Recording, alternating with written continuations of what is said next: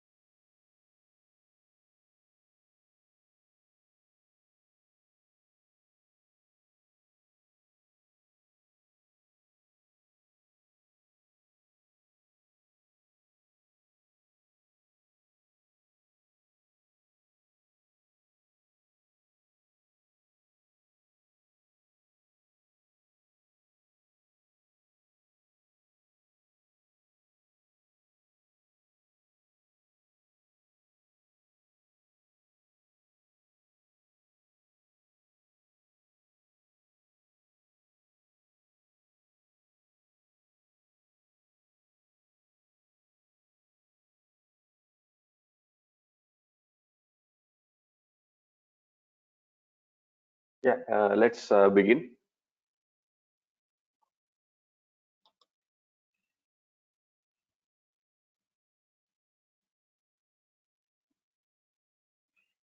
Yeah, hello all. Welcome to this session on chaos engineering.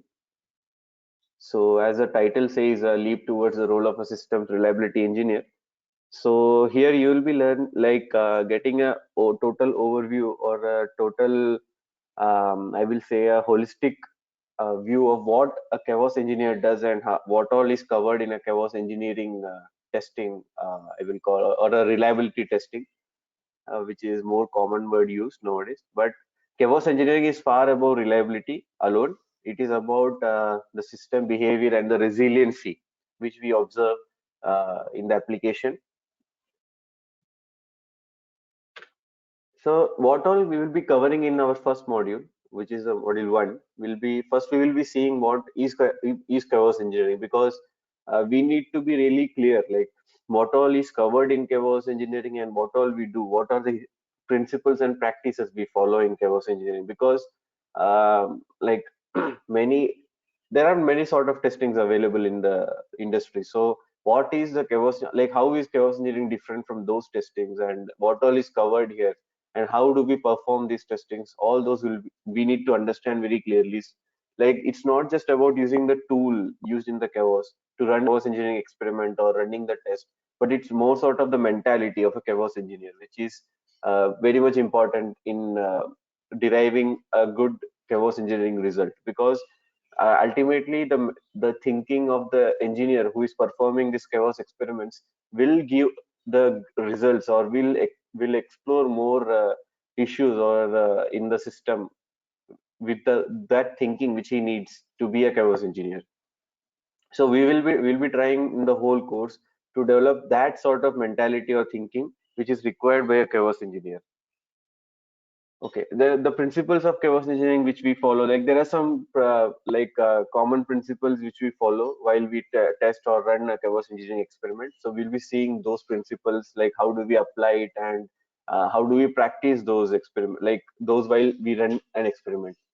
Then a typical chaos engineer, what all activities he performs in a company, and what all contributions he can make to the system, or the experiments which he can run. What are the roles and responsibilities of a chaos engineer? We will be seeing that. Then the total process of chaos engineering, how does it happen? What all is covered in those experiments, or the test which we run? Those things we'll be seeing. Then the prerequisites of for running a chaos engineering experiment or doing a chaos engineering on an application or a system. Then, as we know, the chaos engineering, the name itself says like we will be breaking a system. So we need to know how we are going to break a system, because breaking is easy, but doing it in a proper manner is difficult. So that we'll be seeing, like what all things we need to take care when we break a system. Then ultimately, after learning all this, you need to do experiments. So you for in this module we'll be seeing a basic first experiment, how to plan it and how to execute it.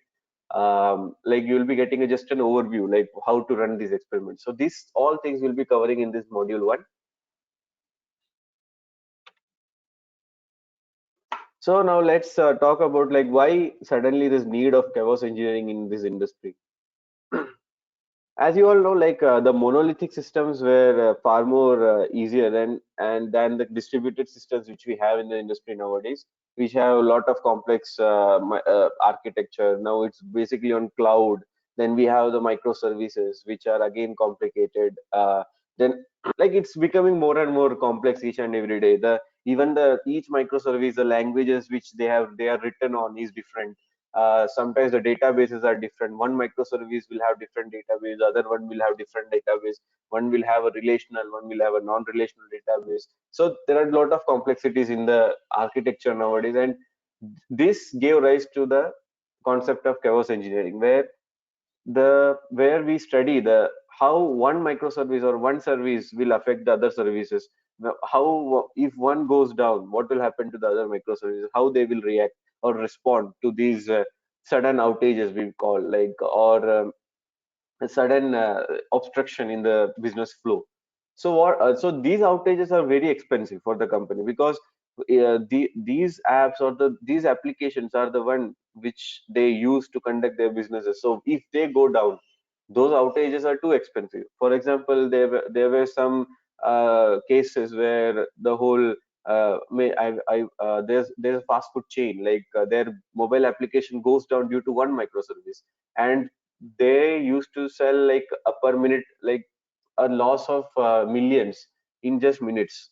So that cannot be like, nowadays the clients don't tolerate such outages. So and the main thing is, it's not that a chaos engineer will be removing that outage, or he will certify that outage will not happen, but he will perform those experiments which he think could happen in the real time scenario, and he will be ready, like he will have a plan ready for the client to do, like when such outages happen. So they can be ready with a team of people, like if okay, we know this one goes down, so the issue is there, so a dedicated team to work on that will be ready for those outages. So in that way, we also speak about some terminologies called least recovery time. So we will have a least time for recovery, and that way the business will run smoothly, uh, with a least amount of damage. So the objective of running chaos engineering is to break the system. It might be any of the component or the resource. But once this is done, the overall requirement for this chaos engineering is for the client, for the stakeholders, to ensure that they have already a solution in place if this happens. Is that Correct. So, yeah. So there are two things to this. So one is there are some incidents which we can fix. So for example, like we have some auto scaling issue. So we can fix that issue by working with the development team, because we have found that issue. So we can work with the team and fix it. But there are some issues which are not solvable from the business point of view. Maybe it's a new business requirement altogether. So that things, we just provide a warning or an alarm system, like we just give them a warning, okay, this is the issue we found out, and this to be fixed, or either you need to be ready for this outage. If it happens, you need to be ready with a team so that you avoid those huge losses. Okay, so chaos engineering, I heard that it will be done in prod and it can be done in NP environments as well. But at which phase should it be performed? Like, if it is performed during early phases, then there's time for people to work out on the resolution, right? If you do it at the end, there might not be really a use of finding an issue if you don't have the time to work on the resolution. Yeah, so it's all based on your experiment which you are conducting. So when you like, there are some scenarios where we conduct like some experiments in the real, like in the early stages itself. Like for example, the performance environments, because the performance environments are almost similar to the prod environments in most of the cases. So we test the infrastructure side resiliency in the performance environments, but ultimately when it comes to the real like I will say the real results which we provide in chaos engineering, it is always reliable to test it in production. That's why we have some concepts like game days which we will be speaking about. So those game days are exclusively planned for production environments, because the reason why we do this is the production, like there is a lot of when we do, like though we say okay it's a replica of production or a lot of things, but ultimately in production the system will behave differently, and we need to know that. But if it is done in production, so the changes have already have gone to production, right? And if you do this testing in production, what is the use of it? Anyway, in production, if there's a probability that will happen. So if it's already in prod and you're doing the testing, breaking the system in prod, you might have an outage is one thing. The second thing is you will still have to take time for coming up with a solution, right? Yeah, so the basic logic here, it's Madhuri, right? Yes, yeah. So Madhuri, so the basic thing here is so when you test it in production, before the user finds, if you find it, that's better, right? So what we do it is like before the user finds it, we find it and we try to fix it in the next release package. Let's call it that way. Okay. Yeah. So because it's a far more big disaster if a user finds it. So what we do, and it's always like in testing we say it's not 100% coverage always. We have always a small tolerance. So if we Performance can find issue. some, yeah. Yeah. So if we can find some issue there in the production, and if we can resolve it in the next release package, clients are happy for that. They don't say, they are not much worried about. But if there is some issue which is known to the user first and we don't know it, that's a big difference. Okay, but the risk is still there. Yes, risk is still there. But yes, obviously that risk, like sometimes, as I said, even the chaos engineering itself doesn't cover 100% coverage, because those are dependent totally on experiments. Though, for example, you have some 5 microservices and you run experiments on all those 5, there are millions of permutation combination possible by a chaos engineer, if truly we Yeah. speak. But we that's based on the chaos engineer to filter it down to the most major ones based on his experience and the system and all those, like to find out the most prone issues. Because if I say the millions of experiments which we can do, but these millions of experiments will never give you the bug out. The bug will be given out by only those 10 or 15 experiments which you do. Okay. Yeah, so that So is based on, yeah. find the combination on what is the kind of testing you have to do, like what you have to break and which microservices you have to consider. Yes, so it's this chaos engineering. That's why I said it's more sort of a mentality sort of testing rather than, I will say, a tool, or because there are a lot of tools to do that, or a coding language. But ultimately, it's about the mentality, how you go through the system, how you understand the system, and how you break it. You need to So understand the that, criticality of the services systems and whatever components or services are critical, you might have to consider. Correct. Yes. So that comes through practice also. Yeah, it's comes through practice. It comes through doing multiple experiments. You automatically start developing that what I will say, that insight, what all needs to be done and what all not. Hey, hi. So, like doing component level, it might be a lot of scenarios, right, for doing a, test cases to cover. Because if there is not only be a five microservices, so if you take it a complex application, there will be like 30, 40 components or microservices also be there. Simply, if you take it e-commerce applications like Amazon, Flipkart. So in that case, we cannot cover like each individual component as reverse engineering principles, right? So in that case, how do you recommend? Do you recommend to test it before pre-pod or after moving to the production? Yeah. So as I said, Narasimha, so basically when it's infrastructure side, you can test it in the performance environments, or maybe some stage even the int environments, because int environments have that real services, third party services. So you can test it in the int environment, how the system will interact with the third party services. But ultimately, all these tests will just give you a, I will say, kickstart, or maybe you can find out an issue little early. But ultimately, the same test you need to run on production to get a final, like whether you have really fixed it, or like it's always like recommended to run it in production. And as you said, there will be a lot of components. So uh, as I said to Madhuri again, like it's based on the chaos engineer, like his mentality to reduce that number of experiments to as much as possible, so that he gets a very good result, or I will say a very good system, a resilient system.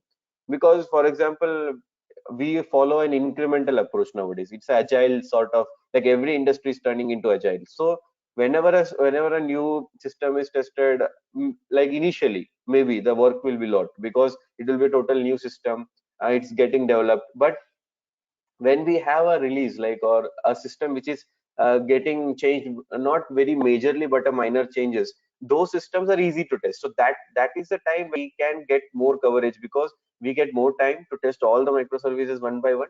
And also, it's not that okay, we have tested and we have found some bugs, we are fixing it and our work is done, but it's a continuous process. We keep on doing it with with all the unexplored territories, and we find out like where all the issue is. And it takes time, a client also knows it, but it's based on the chaos engineer. Like, you need to explore the major issues first and go to the minor issues later on. So I in think fact, I yeah. understand should be carried out, a risk assessment should be Yes. carried Yeah. out. Yeah. So it's based, it's like, I will call it a one sort of another testing, right? So in testing, always we have some SLAs, we have some brief, like we discuss with the client. So the chaos engineering also, it's not about the total system at a time. So there will be, like, for example, whenever a distributed system is there, I don't think a tester will be testing all the microservices altogether. There will be multiple people.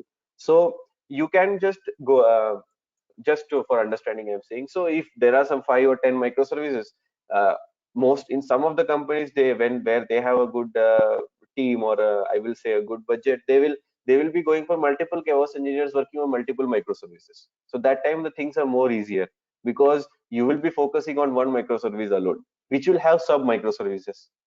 So in that way, you are like you get more time to do it, and also you can plan the experiments with other chaos engineers to all together. uh, so it will become a collaborative work again.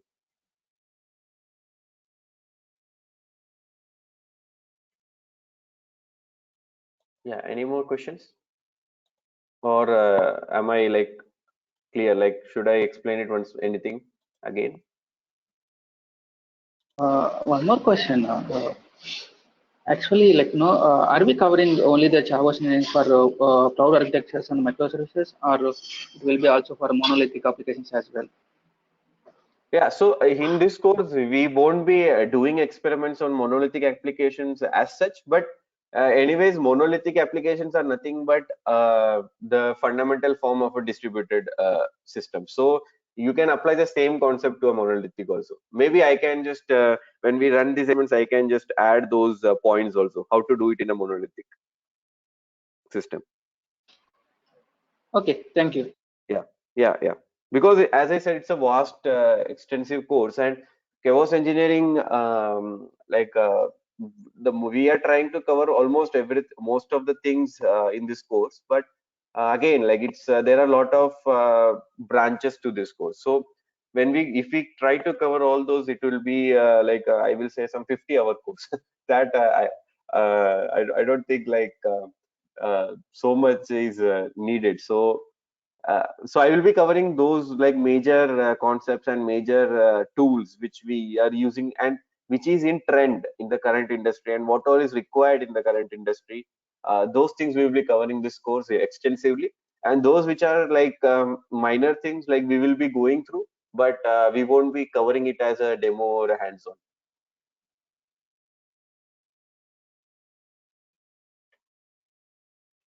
Yeah, and Okay, also I think Hi. yeah, Narasimha. So basically nowadays most of the companies are moving on to distributed systems. So monolithic will ultimately go off someday. So ultimately your it will be like the distributed systems testings will be more useful for you as a long run. yeah, that's right. But like no, I can still see that there are many banking applications, BFIs applications. They were not able to move to the microservices due to the budget or no, depends on the Yeah, true. situations. And Yeah. yeah, so in that case, we may be ready for that as well, right? Yes, yeah. But it's very like it's very simple when you start doing when you learn to do it on distributed systems. It's very simple on monolithic. Like there is nothing there is not much of a learning required to do it on monolithic. It will be sort of similar. Okay, I got your point. Yeah, yeah. Hi. So I'm sorry, I have joined late. So can you let me know whether, I mean, is the chaos engineering already done in production, or we have to do in performance environment as well? Yeah, so the initial chaos engineering historically, if you see, it was always done on production environments alone. But nowadays, people are moving into performance and int environments, lower environments to get a like it's basically we can call it a shift left approach. So in shift left, what is happening is people are more interested to get the issues little early stage itself. So they are performing, but ultimately, production is the king for chaos engineering. What all experiments you run on any other environments, ultimately the results which are very much reliable will be on production. Okay, so then in that case, I mean, then it can be done by any of the resource. It should not be only done by the performance testing team. Am I correct? No, it's no, yeah, correct. So basically, but the chaos engineer, the most important part of a chaos engineer, he has to be aware about the environment and he has to be aware about the whole infrastructure which he's handling. So no one other than a performance tester will be more aware about the performance environment, maybe the developers, but he's handling that environment, right? So if he's testing in a performance environment, the performance tester will be more he can be a more good candidate to perform that chaos engineering test. Okay, and the SLAs for that, it will be remain same as what we have in performance testing. SLAs like so, as I said, so okay, performance testing. I think the SLAs will be the response times, the throughput, right? So the chaos engineering, as I said, it's not about the response time or the throughputs what we have, but the system behavior. So the SLAs will be more sort of a system behavior, like the steady states which you have, which we will be speaking about, what is steady state and all. So it's more about you will have the same SLA what we have in production, right? But again, when it comes to the performance environment, that SLA, that I will say the scenarios or the business use cases which you have will break down to only what is applicable to the performance environments, and you will take that SLAs. more sort of the infrastructure testing you will be doing in performance environments, I will say. Any sample Yeah. assembly you So have? Okay, okay. Yeah, Anil, please go ahead. so No, yeah. I'm just Go saying ahead. that any sample assembly you have which you can show us to us. Yeah, we will be seeing the experiments, right, in the future session. So that time we will be talking about those. Okay, okay. We will be performing the experiments. Like there are a lot of hands-on sessions planned. Mainly the two tools which we'll be focusing is Chaos Toolkit and Gremlin. If possible, I will just give an overview of the Simian army also, but I am not sure whether I will have a lot of time for that left after all this. But still, if we have time, I will just show you a hands-on Simian army also. So, but when we do all these experiments, you will like ultimate. I think maybe some. Ultimately, until we complete this course, we'll be performing a lot of experiments which will cover a lot of the principles which we follow in chaos engineering, the SLAs, all those things. So it will like I will say it will just fit into your mind, because we are doing so many experiments. It's hard to forget like what are the process which we followed. Only the tool may change, but the process remains same, the principles remain same. So that time it will be more clearer to you, Anil. I have one question. So when Yeah. in market I've seen that the job is coming as of site system reliability engineering, but I'm Yeah. not ever come up with this chaos engineering. And the second thing is that I mean this engineering or site reliability engineering is one step forward of performance testing or engineering, right? I mean I'm not aware of it.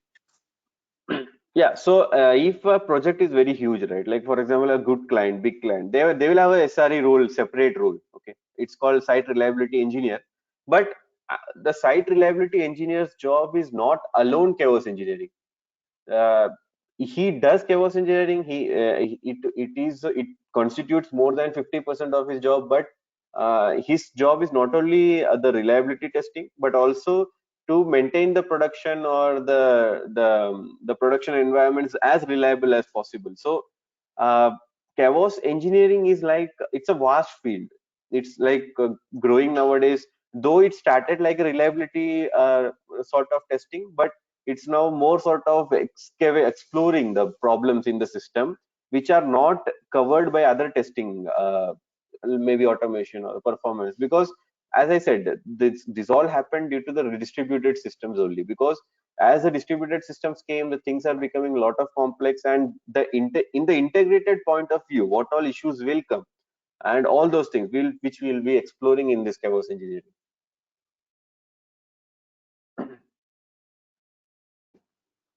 Okay, okay. Yeah, so but yes, so if I you are very well versed in chaos engineering, it's very easy for you to become SRE. Okay. Yeah. I just have one more question. This chaos and is it same as the chaos monkey? I the term. It's Chaos Monkey is a tool like Gremlin or Chaos Toolkit or Chaos Kong. Chaos engineering is a concept. So it's like performance testing and load runner. Okay. So performance testing or performance engineering is totally different. A load runner is just a tool to perform that testing, but in that way, right, Rajesh? So Okay, chaos okay. engineering, So yeah, and chaos monkey. chaos monkey is a tool. Yes, yes, yeah. It's a Okay, tool okay, like cool. load runner or a JMeter. Yeah, yeah, Okay, yeah. Thank you. yeah. Okay, I Yeah. think, Just one more question. yeah, Sorry. yeah, yeah. Like Please go ahead. when you say that like infrastructure testing, right? Is it cover that the A&I testings? Generally, we used to do the A&I testings. Is it the same as the chaos engineering principles? I mean, test use cases you use in the A&I. You're saying ALI or ANI? A&I, application and infrastructure testings. We usually do Yeah, on yeah, okay. infrastructure components level. Yes.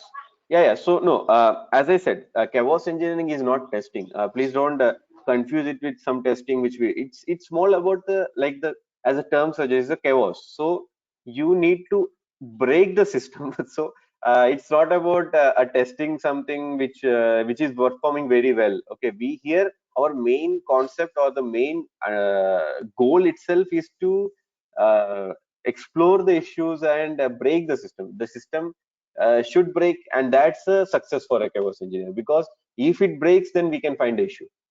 If you just run experiments and you don't get if the system is working very well, and and it doesn't happen most of the time. There is no developer who can create a system which is 100% resilient. There will be some issue, there will be some problem which you can explore, and that is the success of a chaos engineer. So application and infrastructure testing is totally different. Though it is covered in chaos engineering, like it's maybe in a form, but it's not totally end. Okay, you mean to say that a working system we are focusing mainly, the chaos engineers are mainly focused on the working systems instead of Correct, correct.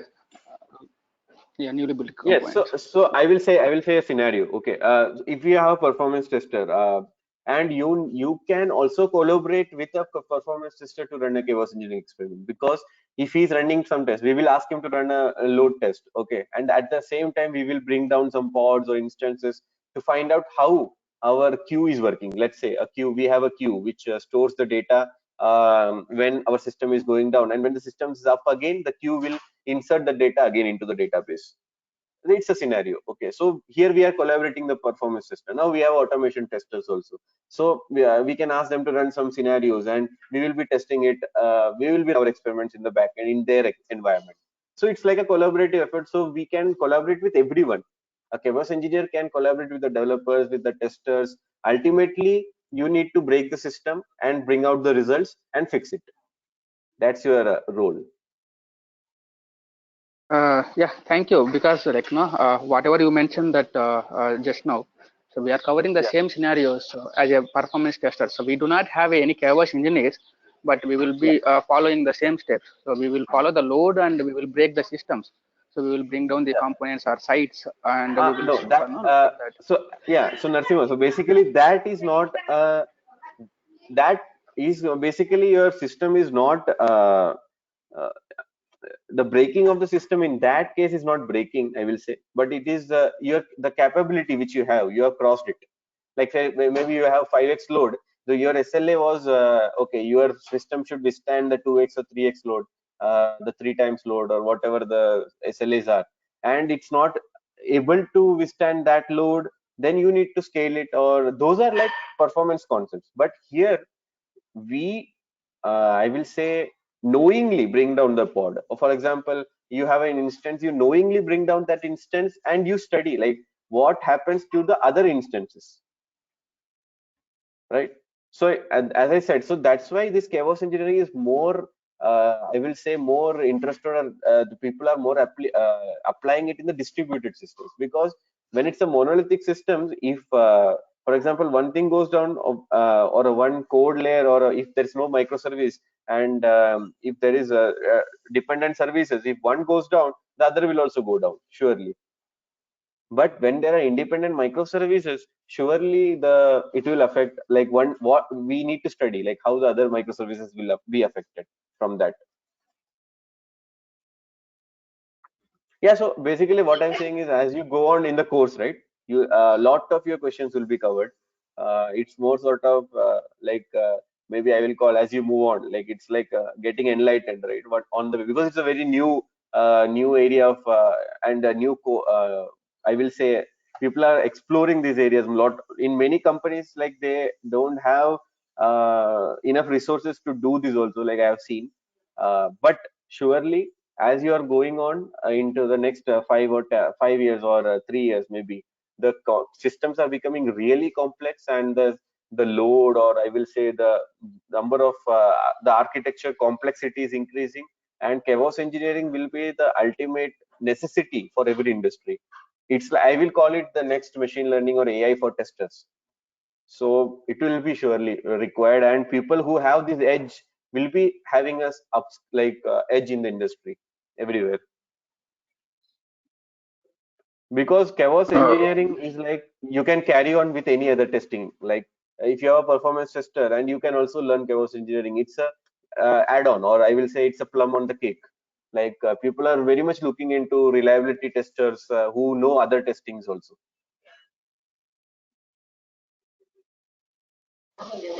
Okay, thank you so much, and that's very interesting. Yes, yes, it's really interesting. And as you go ahead, you will come to know like it's far more interesting than automation and performance because you're breaking things knowingly. There you need to wait for the system to break until some point. Here you are breaking the system. Yeah. So let's move on then. Is there any other question? Anyone?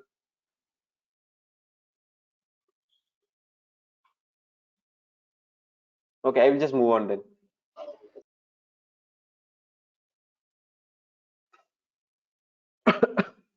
Okay.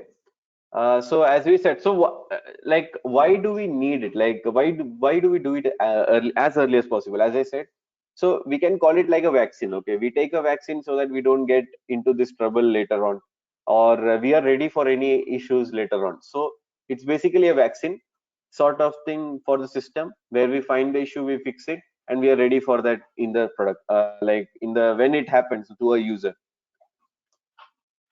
So let's move on. So what is the history of a chaos? Let's quickly see like how did chaos engineering emerge in the coming years. So the most like if we see the historically when it happened, like when Netflix moved on to the distributed systems, they were in a grave need to uh, test it because it was a nightmare for them because the systems were too complex and they needed a tool to test how these will interact with each other and all that. So they invented the Chaos Monkey first. So Chaos Monkey was created by Netflix, and this happened when they moved on to the cloud infrastructure, like in the Amazon Web Services. So that time they created the Chaos Monkey. Then later on, what happened? They created lot of other tools. Like Chaos Monkey was having uh, just some it can add some tests, like it can inject some failures for the hardware only, but they needed more failures or like latency they wanted to add. They wanted to add CPU utilization, so they added more terms to that, like Chaos Kong came, Chaos Gorilla came. So ultimately the whole thing they named it as the Simian Army. Simian, as you know, it's a terminology used for monkeys. So they formed the Simian Army. It's the tool set, the total tool set is called the Simian Army. So later on, this Chaos Monkey, they released it on GitHub. It became an open source. So that's a revolutionary thing which they did because releasing it on GitHub, it opened the gateways for everyone. Like everyone was able to use that to their systems because it was a freeware and open source. And they started testing their applications using these tools, and it was a revolutionary time for the chaos engineering to evolve. Then later on, the people who worked on this Chaos Monkey and they just went out of Netflix and started Gremlin. And Gremlin is nowadays being used and extensively used in cloud architecture applications, and also like it has lot of other what we can say, it's like it has a lot of vast application potential, and Gremlin is now the current trend of the industry for a chaos engineer. It's like you have a JMeter and a load runner. So JMeter is open source. So Chaos Toolkit, Chaos Monkey, and all those are open source. While Gremlin, you can say it like a load runner. Though you have a free version, there are some limitations to that. But free version most of the time suffices to most of our needs, which we will be seeing, like what is the difference and what we need to use, why we need to go to pro version. For initial learning purposes, free version is not more than enough. But when you go to an industry, when you're testing a very highly large applications, you need to go to a paid version, which your client will obviously pay for you if your application is that large. So let's see what is chaos engineering. So again, we have spoke about all this in our latest discussion. So let's go through this fast. So chaos engineering, if we go through a definition, is the discipline of experimenting on a system in order to build confidence in the system's capability to withstand turbulent conditions in production. So this definition is very important because it covers all the keywords Like for example, the production keyword, it's an experiment. So you are experimenting. It's not a testing. You are running an experiment. Like you experiment we run when we don't know the results. But testing is we have some expected result, or we are expecting something and we have SLAs. But experiments are random in nature. So we are running experiments on a system, and this is run to build a confidence. Like build a confidence, what we are saying here is it's a business scenario. So okay, if the system runs in the production, and if this scenario is running in the production, and it will not cause any system outage, so that confidence we need to build by running these experiments. So, and again, the chaos engineering experiments are always controlled and planned. Unplanned experiments are not covered in chaos engineering. It's not just about breaking, but it's about a planned random experiment, and which is unplanned is not at all covered in chaos engineering, because we people think just breaking the system will cover the chaos engineering. No, we need to plan it beforehand. There are specific steps which you need to follow while running these experiments. Now we need to prepare for unpredictable failures. So when you are doing it in production, and if you are not sure what, like if okay, what will happen if this goes wrong, so you need to have a rollback plan, because it's a production environment. You cannot block the environment for a long time. So once you run, you have a specific time period. Okay, 2 hours will be my experiment. So I need to have a very good plan to execute that test in that time frame. Like half an hour or 1 hour I run the test. Then if there is some issue coming, or if the system fails, I need to have a rollback plan. So a rollback deployment needs to happen as soon as the test fails, or if the test is a success, we are good with it. All those plan should be covered in the planning. Okay, and also it's not about only you. The whole team should be aware about the experiment what you are running, and how they need to contribute, or they need to be ready for the failures. So preparing that engineers for failures is very important. Then again, preparing for game days. So all these plans are done, and the day which we execute the test is called game days, which we'll be seeing later on very in the module 2 very much, like more extensively. What are these game days and how do we execute those? Then preparing for the game days and all those. So for now, you just need to know, like, the game days are nothing but the day when the experiments are run in production. And also a way to improve SLA. So we use chaos engineering, like we fortify the systems which are very much like needed. Fortification is nothing but the system becomes more resilient. We build and move fast, like so when the system is more resilient, and when we are very confident about the system, we can have a continuous like a building, and like uh, we can deploy it to production as early as possible, and it's more easier to do it. So then reveal weak points in your systems. As you know, we break the system, we find out the issues, we reveal the points which are weak, and we try to fix it. Then building, as you know, the customer becomes more assured about his system, that it will not create outages and it will not affect his business scenarios in that way. Now this is very important, like which people don't cover in a learning series, because whenever we speak about a testing, people also need to know what is not that testing. Because whenever, for example, if you're doing a performance testing, you need to know what is not performance testing also. Because people who know that only will be utilizing their time and effort correctly on testing the performance alone. So in the same way, the chaos engineering also, they need to know what is not chaos engineering and what is chaos engineering. Because if you start doing everything, then it's not chaos engineering. So we need to be aware, like what all is covered and what all is not. So any random chaos engineering experiment is not a chaos engineering, because as we know, randomness is not covered, but a planned experiment with a planned result, or what we can say an expected result, is a chaos engineering experiment. So you need to define a clear experiment before starting a chaos engineering, because you need to have a plan. A random one is not a correct chaos engineering experiment.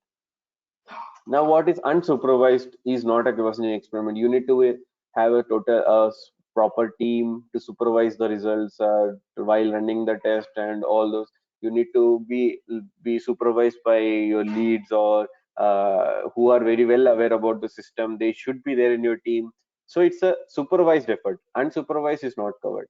Now unmonitored, that is very important, because when we run a test, it's not about breaking. You need to collect the events, you need to monitor it very well, you need to get the data, because as we do it in production, we don't get these frequently. Like we get it, we get the windows sometimes, and that we need to utilize it very well. We need to collect the data, we need to monitor it, we need to do we need to do everything so that we have the historical data with us. So unmonitored ones are not chaos engineering experiments. So unexpected, so what is expected is covered, but unexpected ones aren't covered. So as I said, it's more about the planned one. So you need to have a clear plan, like what is your expectations and what you are trying to find out from your experiments. Now, breaking production by accident is not at all covered in chaos engineering. You need to have a proper rollback plan when you break a system. You need to have some plans to roll back the system back to normal, because if you break the production, then it's a nightmare. And even there have been cases where a chaos engineer breaking a production has caused to the total loss for the account, to lose the project itself. So you need to be really careful when you run it in production. You don't break it, and if you break it also, anyways you break it, so you need to have a rollback plan, but you don't break it for indefinite time. You need to have a rollback plan. So creating outages again, so your experiment should not create outages more than the time which you have a window. Like for example, you have a 2 hours window, so your system should be back and live in that 2 hours. Otherwise it will be a big disaster. So again, creating outages more than the time which is allotted is not chaos engineering. So let's see why we need chaos engineering. So again, we spoke about all this. So microservices architecture is very tricky. It's getting more and more complex every day. Our systems are scaling fast, so there are like lot of like cloud based applications coming, so they auto scale. They have Kubernetes clusters in them, and they are becoming more and more complex. There are containers, pods, so things are becoming really complex. This, and ultimately services will fail, because if we think the services won't fail, then that's a biggest nightmare for a client. Because if you think the services will not fail, then you will never know when you will get into big trouble. So your mentality should be in such a way that you need to go through every services in such a way that this will fail, and you need to find out how it will fail. So that should be the mentality of a chaos engineer. So the dependencies on other companies will fail. Now, for example, you have a microservice which is interacting with another company, third-party service provider, and if that third-party service provider microservices will fail, or the service will fail, how your services will react to that, and how you can minimize the damage or the minimize the outage to your system as much as possible. For example, you have a delivery system and your delivery provider is someone else, and if the delivery service goes down, showing a 403 or 400 for that, and or 500 is not a good way of doing it. How you can do that is, maybe you can land the users to some other page where they can just browse, and ordering is not available for some time. Rather than they can browse through the products, they can add to their cart, and all those, just ordering is stopped for some time. You can show maybe in the ordering page you can show a UI or a message saying, okay, ordering will be available in some time, please wait, or please wait for some time, in that way. So you need to be ready, like how the dependencies, if the dependencies will fail, how you will go through that. Then prepare for the real world scenarios. So real world scenarios are really very common scenarios and very easy to understand. Like if a hardware failure occurs, or a CPU instance goes out, or if your network bandwidth is utilized, or your latency increases. So all those are real world scenarios, and we need to be prepared for all those. So we need to have those covered in our experiments.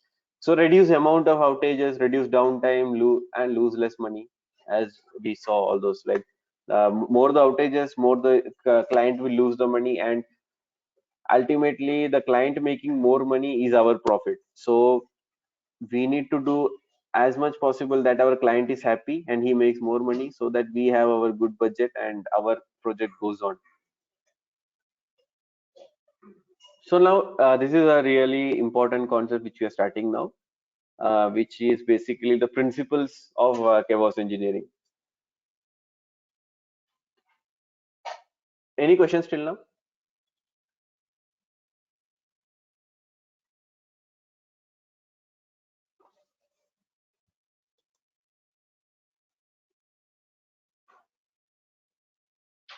Okay, let's begin the principles of chaos engineering.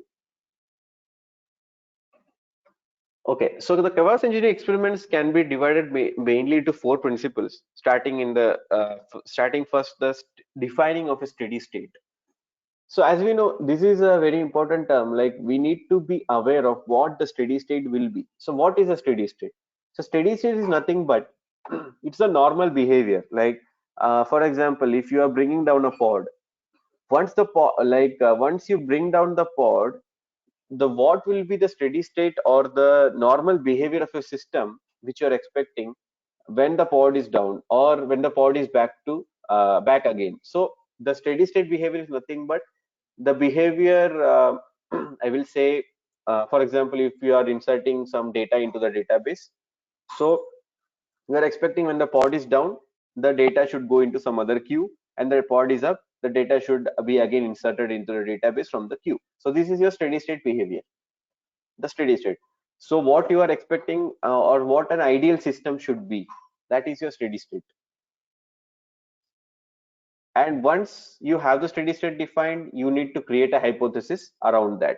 So what is a hypothesis? Hypothesis is nothing but your experiment.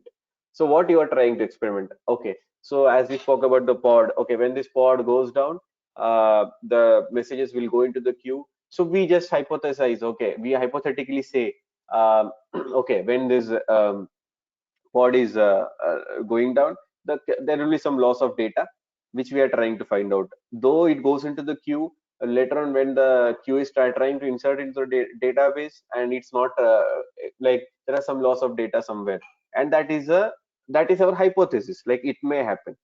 So our ultimate aim will be to disprove it.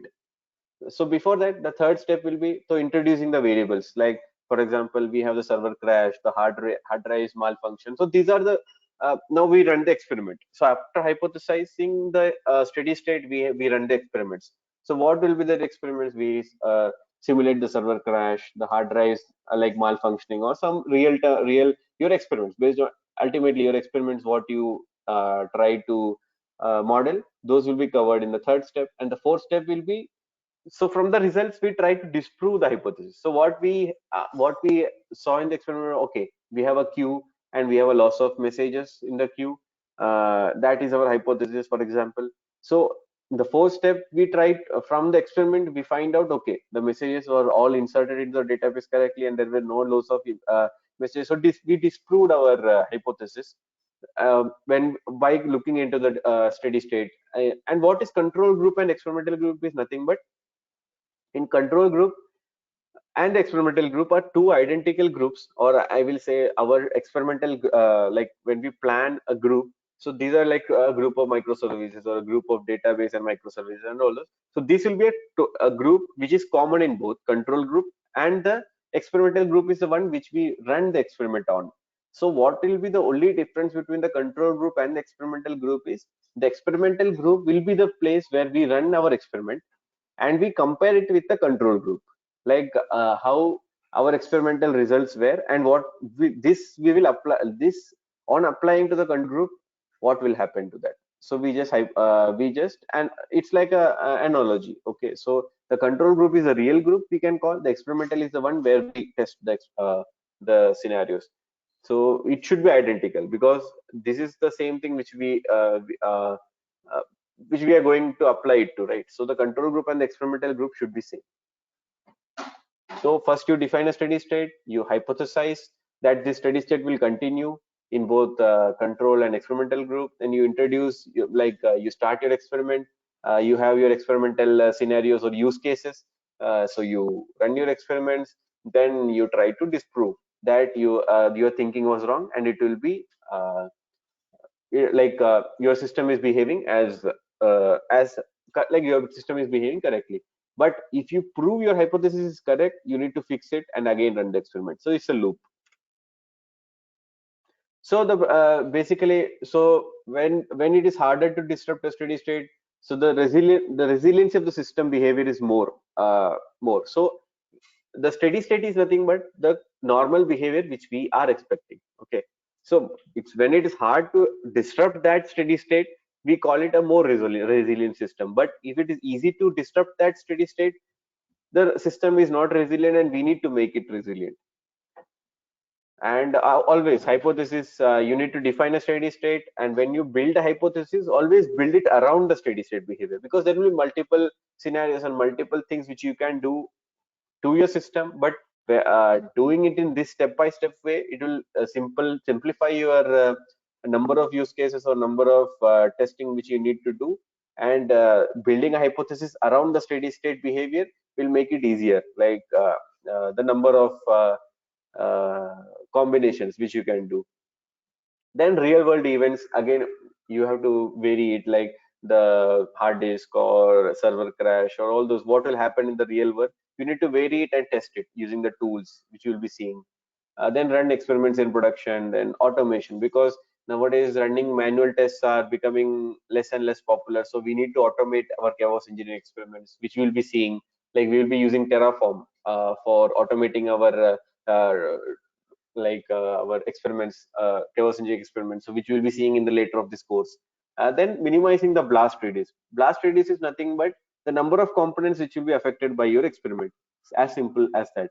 So you need to have a minimum blast radius as possible, so that you can find fundamental issues, and also the rollback plan is simpler, because if something goes wrong, if the blast radius is small, it will be easier. If the whole system goes down, then it's a big like it can become big task to bring it up again.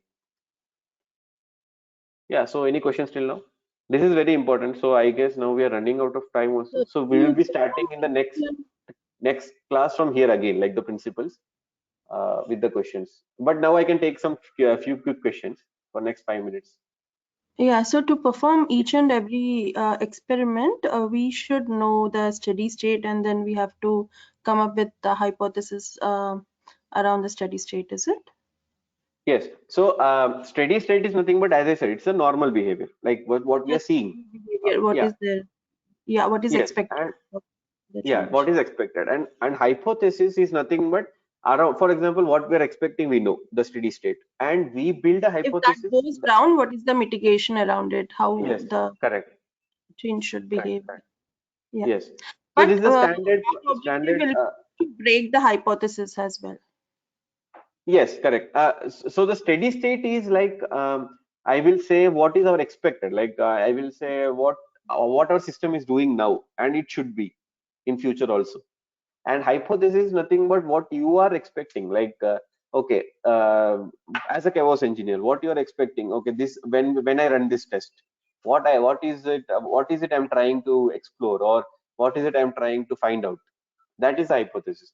We'll be seeing like some hypothesis, right? So that time it will be more clear in sentences, like how we do that.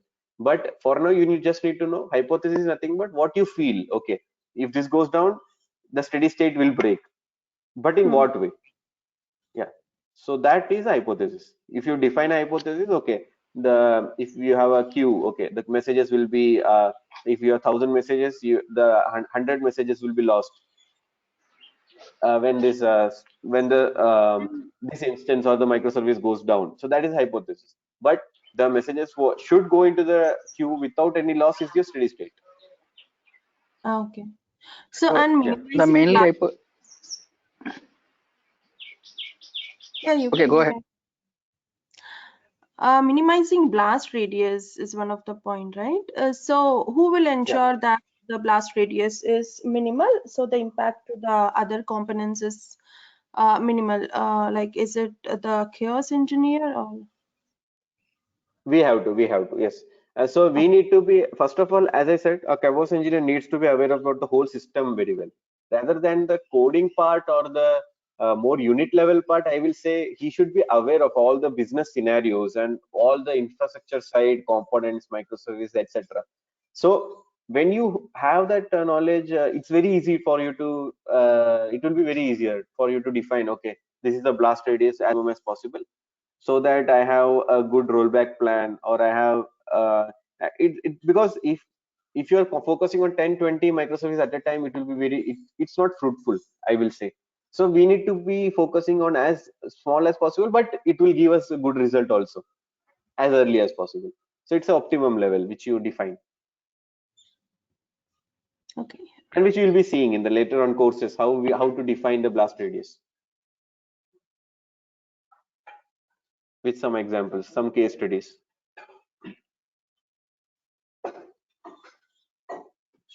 Yeah, Narasimha, you had some question, right? Yeah, so hypothesis is nothing but just finding a problems from the study state, right?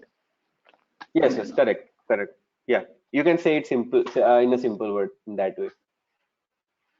Yeah, okay. Because this So, and hypothesis also, you have to, yeah, okay. yeah. So, and also, do we need to provide any documentations before we start the chaos engineering process? Documentation in sense, see, it's totally based on your client. Okay, like there are, like for example, in our firm, like how we do it is, we define the SLAs, we create it, we create a page, it's like a science experiment. Okay, we have the objective, we have the goal, we have a document, and once the client approves, okay, and once client gives us the game day window, we perform the experiment. And after the experiment, we collect the data, we monitor it, and that data is published with our recommendations or observations. That's the process. No, like no. My question is like we need to specify any approach to submit the clients, because right. So like being a performance engineers or testers, we need to provide some approach documents how we are following the test scenarios and executions. Like if you work most of the European clients, they will be looking for the mainly documentations purpose. So in that case, Yeah, if yeah, being a quantum engineer, yeah. so we need to submit any So nowadays there are some many people use this Confluence. Has anyone used it like before? Confluence yes, or yes, I use. yeah, yeah. So some clients, what they do is they ask you to create a document, as I said, for the experiments which we are going to run. So in that, what all we will be having is like the objective, the goal, and how we are going to run the experiments. Then we have maybe you can add a tabular form. So we'll be seeing a sample document, how we do it in the future course classes. But everyone, like, it's basically on the chaos engineer, like what sort of document he is preferring. Okay, ultimately your client should understand what you are trying to do. Yeah, that's no, a general thing. Yes. Whatever we are doing, that Yeah, client majorly needs to yeah, understand. yes, yeah. And Okay, also so it's no good, like please provide some use cases as well, like not only the covering use cases, and also apart from that extra use cases what we generally cover in the as part of the chaos engineer, sure, like we have around 10 to so 15 that we will experiments be understanding. planned. Yeah, so we have some 10 to 15 experiments planned on different components, so that during those things, you will be seeing all this documentation and all this principles what we spoke about, the process, everything again and again. So it will be very easy for you to just do it when you do it in real time. And when I do it here, like, you need to do it in your system also at the same time. It's more, I am thinking more about a hands-on rather than just going through the process.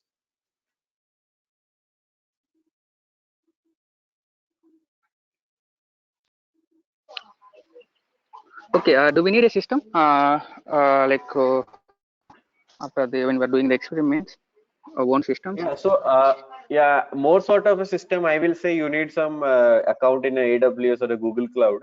I will be giving, like, before a day, I will be giving the prerequisite for the next class. So you can be ready with that, and it will be, everything will be free tools only. So no need to be like, there are no premium or paid tools in our course. Everything will be free. Okay, okay, that will be great. Thank you. And my last question, like, so after this training, can I move to as a KYC engineer? Can I be work as an independent KYC engineer Yeah, with that's what is confidence? my aim. Yeah, that's what is my aim, to make the confidence in the people, or the students who join here, so that they are ready for the journey of a KYC, and they have to, because that's my success then. I will call, because otherwise the course is not, won't be a much use for you. But if you are really planning to be a course engineer, and you're planning to apply it in your company with the testing which you are doing already, then it's the perfect course for you. But if it's just like a certification, if you're looking for, it's not much worth. It's more sort of, you need to apply it, and you can. It will be really very easy for you to apply it. But if your client is interested, yeah. Yeah, thank you. Yes, I'm very keen into that. To start the journey with KYC engineering. So after this Yeah, yeah. training, so that's why I was, yeah, referring. Yeah, so basically that's why I say to everyone, upskilling is required always, because nowadays the industries is becoming really competitive, and just by learning one testing, you can't be in the industry for long. Okay, you need to have multiple niche areas with you. So if you start early, the others will be starting late, and you will have a edge. But if you start late, then you will be with the others, and it will be of no. I will say it will be very difficult to compete with them. So in that sense, yes, KYC engineering is a good time to start now. If you want to continue the career in future, like becoming a SRE, or maybe a architect. Okay, so they need to know like what is a they need to know everything, like of, if you want to become a test architect and all those. No, if you want to become SRE, or if you want to become a KYC engineer, like the specific, like a performance tester, then this course will be really helpful. I think then it's time Okay, for thank you. wrap up. Yeah, yeah. Thanks, Narasimha. But I'm happy, like at least uh, you asked that question, like you want to pursue this in future, because I'm also looking for the such because if you pursue this only, the knowledge will grow, and again we will have more such like the field will grow again in future. Yeah, that's sure. That's right. Yeah. Yes. Yes. Okay, thank you all for joining. We will be seeing in next module the next of the module one. The we will be seeing some experiments. One experiment we will be seeing the process and all. So once we have that, we'll be moving on to the next module, which is the game days. Thank you all.